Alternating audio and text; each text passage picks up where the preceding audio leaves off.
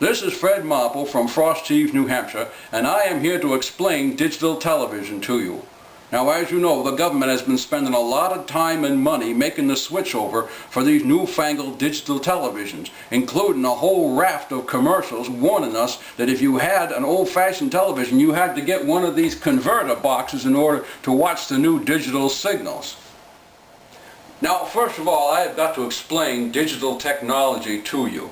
Now, old-fashioned technology is called analog, and that comes from the Greek word analogos, which means old-fashioned. And the way old-fashioned broadcasting was delivered was a steady stream like this. It might be a thick stream, it might just be a little stream if you're out in the boonies like this, but it was a steady stream. Now, digital technology, they take that stream and they break it up into packets, kind of like this.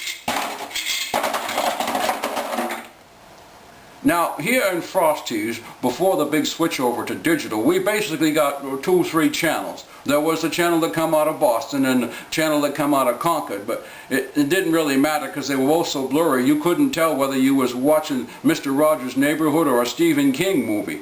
There was one other channel that we got, and that was our local channel, which basically would reach the outskirts of our town on a windy day if you was lucky. Now, that channel was hooked up to the security camera at the Quickie Mart out on the highway. That was probably the most popular channel around here. So as I say, before the big switchover, all we got was 2 or 3 channels. But now, thanks to all this effort on the behalf of the part of the government, here's what we get. That's right, ladies and gentlemen, nothing. Your government at work. You see, what they neglected to tell you was that if you live out in the boonies like we do, you ain't getting none of them digital ice cubes, so to speak.